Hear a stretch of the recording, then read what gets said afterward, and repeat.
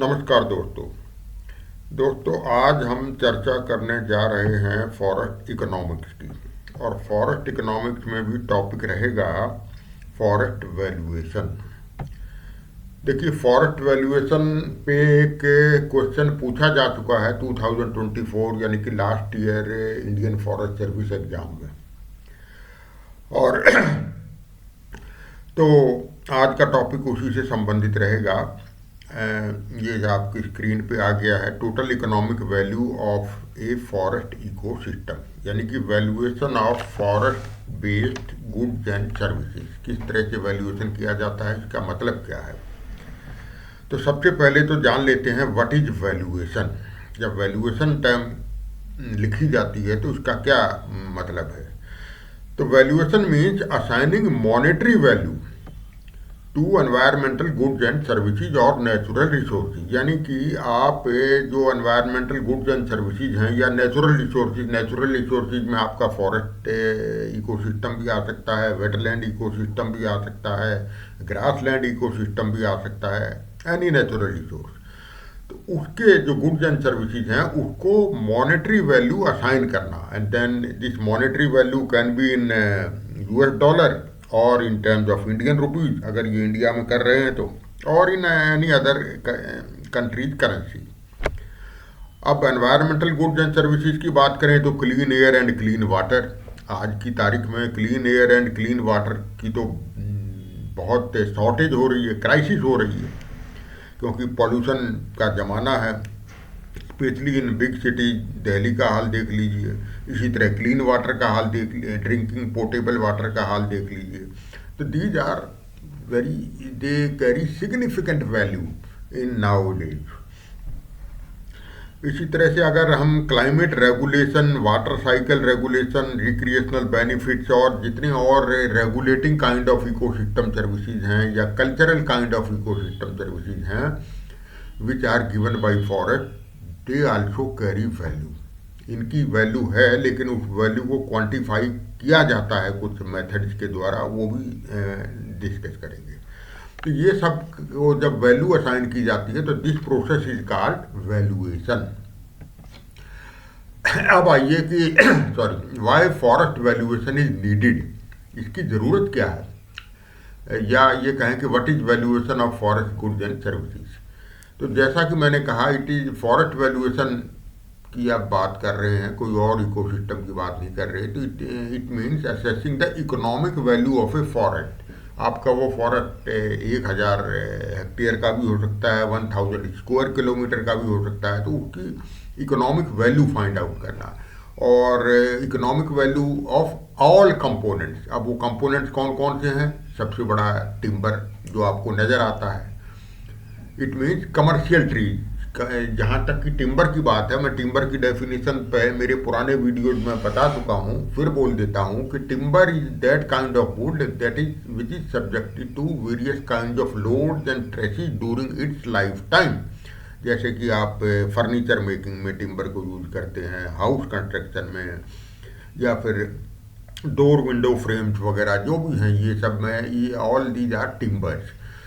और industrial purpose के लिए आप ट्रीज को हार्वेस्ट करते हैं, may be for pulp and paper making और प्लाईवुड मेकिंग लाइक दैट। तो दैट इज ऑल टिम्बर। तो उसकी वैल्यू फाइंड आउट करना। Then non timber forest product, non timber में अदर देन टिम्बर सब आ गए, चाहे फायरवुड हो, फॉडर हो, fruit, nuts, mushroom, medicinal plant, cane, bamboo, ये सब आ गए नॉन टिम्बर फॉरेस्ट प्रोडक्ट में। उसके बाद सबसे इंपॉर्टेंट आता है various kind of ecosystem services. ये जो दो ऊपर की वैल्यूज हैं ये आती हैं provisioning kind of ecosystem services में, और ये जो मैं अब डिस्कस करने जा रहा हूँ इकोसिस्टम सर्विसेज में, ये हैं चाहे carbon sequestration, water filtration, habitat for wildlife, recreational opportunities, these are come under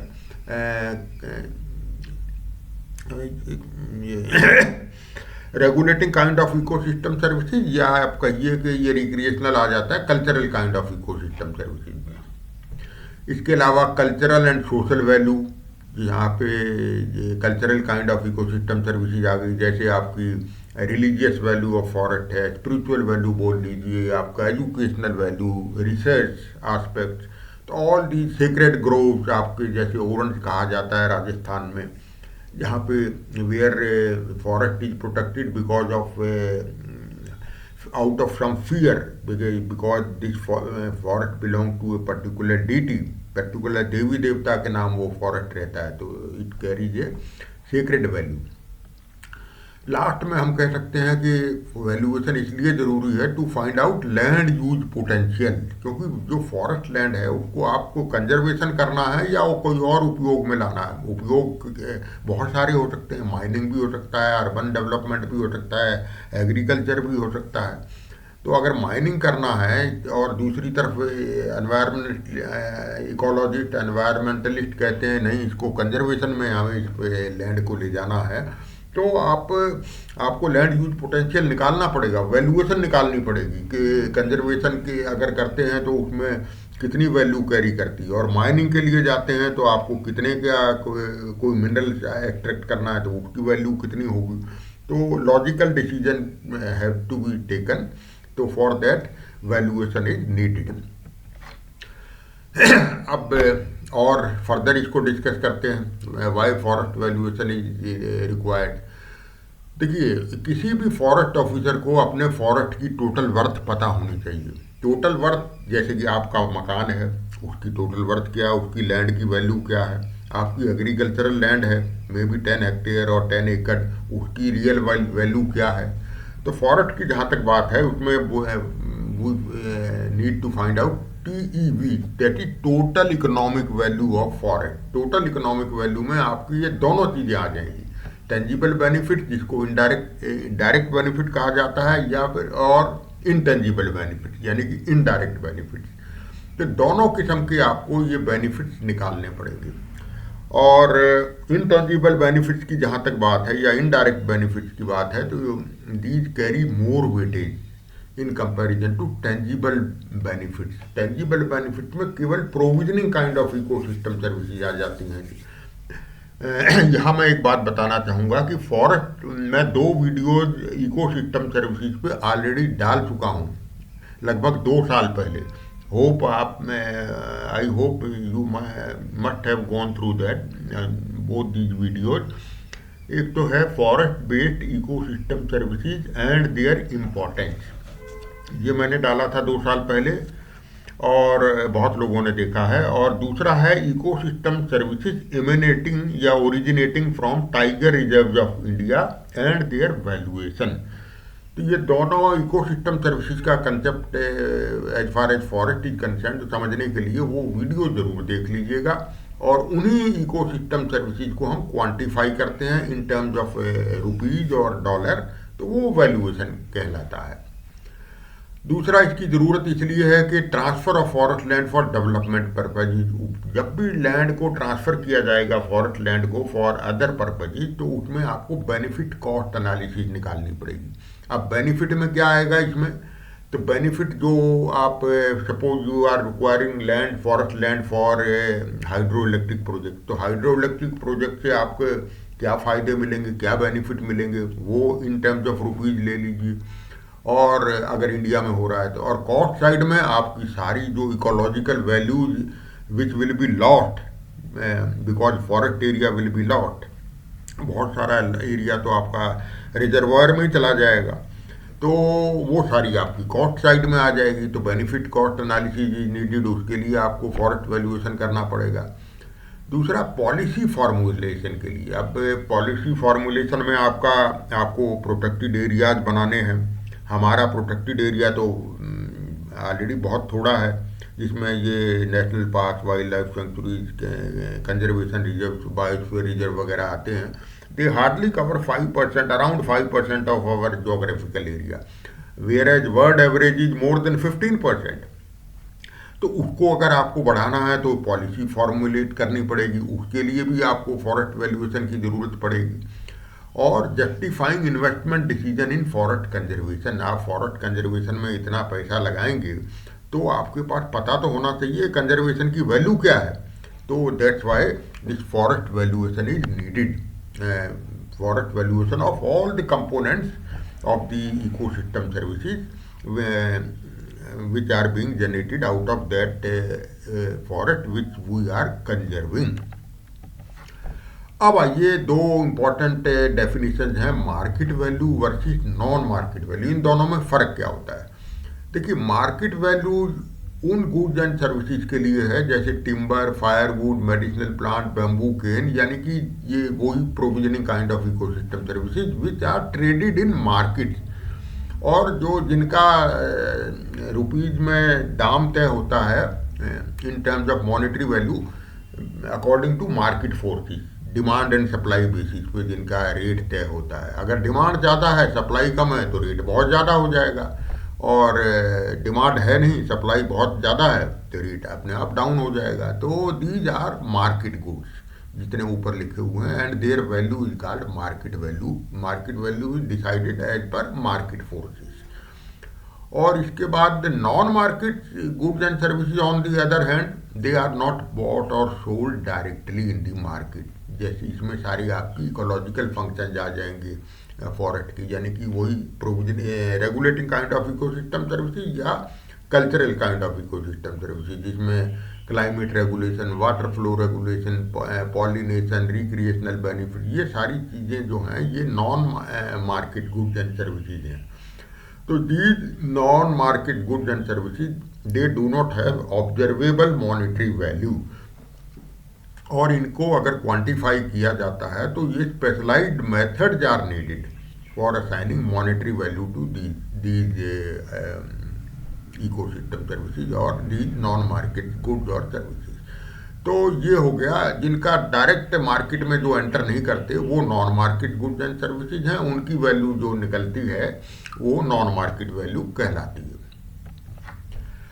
अब आते हैं टोटल इकोनॉमिक वैल्यू कंसेप्ट पे। देखिए, टोटल इकोनॉमिक वैल्यू में दो किस्म की वैल्यू आती है। हम फॉरेस्ट इकोसिस्टम की बात कर रहे हैं तो एक है यूज वैल्यू, एक दूसरी है non use value. Use value मतलब जो हम यूज कर रहे हैं, ये निकालने, इनको कैलकुलेट करना, एस्टिमेट करना बड़ा आसान रहता है। लेकिन ये नॉन यूज वैल्यू जो हैं they are very controversial and difficult to quantify. अब यूज वैल्यू की बात करें तो इसमें सबसे पहले आता है डायरेक्ट यूज वैल्यू, जिसको हम डायरेक्टली कंज्यूम कर रहे हैं, चाहे टिम्बर हो, फायरवुड हो, फूड हो। आपका फूड में आपका ये फ्लावर्स आ जाएंगे जो जंगल में पाए जाते हैं, जैसे महुआ के फूल हैं, महुआ के सीड हैं, आपका आंवला है, हरड़ है, बहेड़ा है, और मेडिसिनल प्लांट्स हैं। तो मेडिसिनल प्लांट्स में आपके देखिए आयुर्वेदा सिस्टम, तो आपका मेडिसिन का जो आयुर्वेदा सिस्टम है that is totally dependent on medicinal plants. Arunachal Pradesh और की जैसी जगह में तो आपके जो more than 100 tribes are living there, तो वो तो सारे local forest based medicinal plant पे ही अपना इलाज करते हैं। वो एलोपैथिक डॉक्टर के पास अभी भी नहीं जाते हैं जो वहाँ पे पुराने आदिवासी रह रहे हैं इन अरुणाचल प्रदेश। उसके बाद आते हैं indirect use values. Indirect use value में आपके वही फंक्शनल बेनिफिट्स आ गए, यानी कि वही आपकी regulating kind of ecosystem services, जैसे कि oxygen production, soil fertility, water availability, water purification. अब आपका नदियों की बात कर लीजिए, जो वाटर अवेलेबिलिटी, वाटर प्योरिफिकेशन है, आपकी नदियों में पानी तभी रहेगा जब आपका जंगल रहेगा, उसको क्वांटिफाई किया जाता है। तो और कितना पानी नदियों में आता है because of forest ecosystem. Next है ऑप्शन वैल्यू। ऑप्शन वैल्यू दोनों तरफ है, देखिए ये याद रखिए कि यूज ये दोनों के बीच में आती है, या इसको दोनों तरफ हम ले सकते हैं, यूज वैल्यू में भी आती है और नॉन यूज वैल्यू में भी आती है। ऑप्शन का मतलब है ऑप्शन, हमारे पास ऑप्शन है, option to use the forest for various purposes like timber, firewood, medicinal plants in future. तो मैं फॉरेस्ट को वैल्यू दे रहा हूँ because I am not using the forest product right now, और लेकिन मैं फ्यूचर में यूज करूँगा, तो I give option value to the forest. Non use value में अगर बात करें तो ऑप्शन वैल्यू में इसमें का मतलब है कि फॉर वेरियस काइंड ऑफ दूसरी किस्म की जो सर्विसेज हैं, जैसे hiking, bird watching, enjoying view, जो कि आप डायरेक्टली कंज्यूम नहीं कर रहे हैं लाइक टिम्बर एंड फायरवुड, लेकिन आप जंगल में जा रहे हैं तो उसमें आप अभी आपको मौका नहीं मिला, लेकिन but in future I will like to go for bird watching और इंजॉइंग ए व्यू। और फॉर एजुकेशन पर्पज और रिसर्च पर्पज। तो ये भी एक किस्म की ऑप्शन वैल्यू है। तो ये दोनों ऑप्शन वैल्यू दोनों तरह की तरफ आ सकती है, यूज वैल्यू में भी where you are actually using the product, और यहाँ पे नॉन यूज की वैल्यू में जो ऑप्शन वैल्यू है, there you are not actually consuming but you are enjoying, like bird watching and enjoying a scenery view, or preparing some video, wildlife photography, like that. Next दो जो values हैं non use value में, existence value and bequest value, ये थोड़ी controversial हैं और इनको quantify करना बड़ा मुश्किल है। जैसे एग्जिस्टेंस वैल्यू का मतलब है कि I know about existence of Amazon forest या रेन फॉरेस्ट, जो ब्राज़ील में है, बहुत इम्पॉर्टेंट है सारे वर्ल्ड के लिए, क्योंकि सारे वर्ल्ड का लंग कहलाया जाता है ये अमेजोन फॉरेस्ट। या मुझे पता है कि पर्टिकुलर एंडेंजर्ड स्पीसीज, बहुत सारी एंडेंजर्ड स्पीसीज हैं धरती पे, जैसे इंडिया में ले लीजिए गोदावन, great Indian bustard of Rajasthan, Thar desert. तो I have not seen them but I know, I value the existence of the species, कि इनको रहने का हक है और ये बड़े ये एक्सटिंक्ट होने वाले हैं, एंडेंजर्ड कैटेगरी में पहुंच गए हैं एज पर IUCN category, IUCN list. So that's why I give value to them. So these are called existence value. और bequest value का मतलब है we want to preserve forest ecosystem services for future generation. हम future का ध्यान रखते हुए, हमारे फ्यूचर के आने वाली पीढ़ी को ध्यान में रखते हुए हम वैल्यू करते हैं फॉरेस्ट को, तो that is called bequest value. अब कोई कहे कि भाई आप total economic value of a forest ecosystem को एक लाइन डायग्राम की मदद से समझाइए। तो लाइन डायग्राम अगर आपको बनाना हो तो ये जो मैंने पिछली स्लाइड में आपको ये जो सारा समझाया है, यही इसका लाइन डायग्राम है। यानी कि टोटल इकोनॉमिक वैल्यू में आपकी यूज वैल्यू भी आ गई, नॉन यूज वैल्यू भी आ गई, ऑप्शन वैल्यू इन बिटवीन है, दोनों तरफ आ सकती है। और यूज वैल्यू में मैंने बताया direct use value which you are directly consuming, और इसमें आपके डायरेक्ट नॉन कंजम्पटिव यूज में भी आपका, जैसे ये कह रहा है कि नॉन कंजम्पटिव यूज कौन सा आ जाएगा, ये देखिए इसमें आपका रिक्रिएशनल वैल्यू आ जाएगी, like bird watching, wild life viewing, rock climbing इन फॉरेस्ट एरियाज, या फिर एजुकेशन पर्पज के लिए आप कोई वीडियो बना रहे हैं जंगल में, कोई वाइल्ड लाइफ फोटोग्राफी कर रहे हैं, तो all these comes under non direct non consumptive use.